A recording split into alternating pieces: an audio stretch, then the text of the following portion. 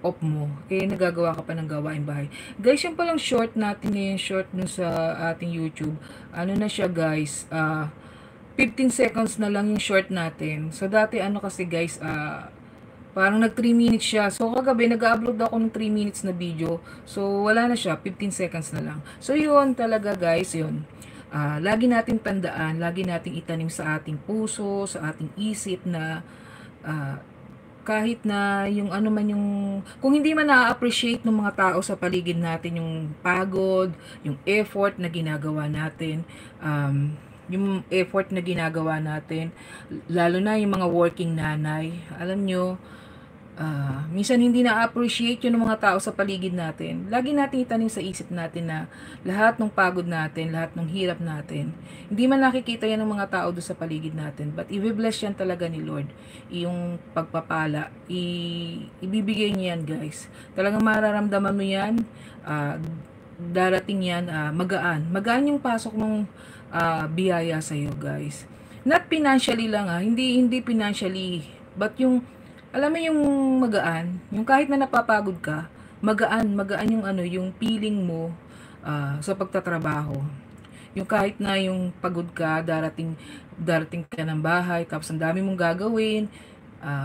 Kasi nasanay ako guys na ano yung parang yung hindi na ako magrereklamo, hindi na ako magko-complain. But sometimes yun na, ayan, Gagang Deep Sing, hello. Yan. Mega love and shout out. Gagang Deep Sing, hello. I am belong to, ayan, wait muna, hindi ko mabasa. Canada, Apko, Dekimara Nicha Kikara Hogay. So yan, mega love and shout out.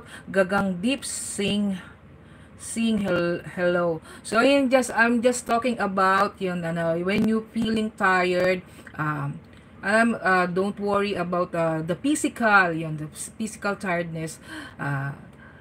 If someone will not appreciate all the efforts na ginagawa mo, so yan, meron tayong foreign ano na pumasok. So yan, mega love and shout out.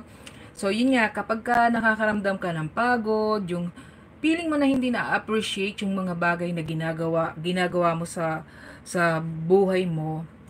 Minsan kasi ganun parang yung feeling mo lahat na ginawa mo na, lahat na naibigay mo na, lahat ng time, lahat na ng effort mo, hindi pa na-appreciate yun ng mga tao sa paligid mo. Huwag kang mag-alala kasi alam mo, i-bless yan, mabibless yan talaga. Mararamdaman mo yan na kahit na napapagod ka na, kahit na ano, mabibless yung ginagawa mo na yan. Hindi man na-appreciate yun ng mga tao sa paligid mo. Alam mo, magaan yung ano. Ayan, thank you sa nag-thumbs up ka. Salamat po sa nag-thumbs up.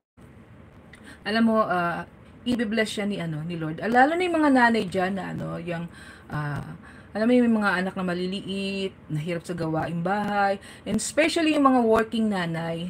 Ayan. Ayan, mega love and shout out, Leonie Prince Lo. Hi, mega love and shout out po. Yan, isang magandang buhay po. Ayan. Salamat po sa pagsilip. Ayan, salamat po. So, yun. Ayan, mega love and Rick Smith, who are you? Yes, I am a Filipina. Yes.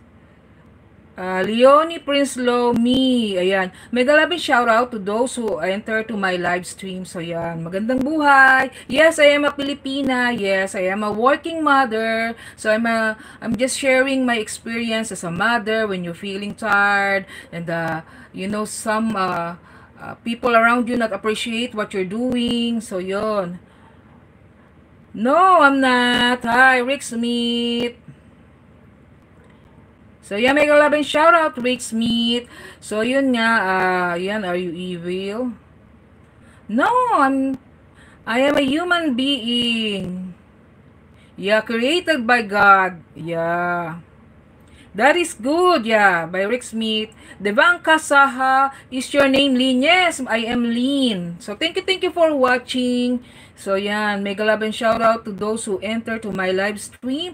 So, yan, thank you to those who enter to my live stream, to all my foreign friends. So, I am Lynn Malakay. So, I am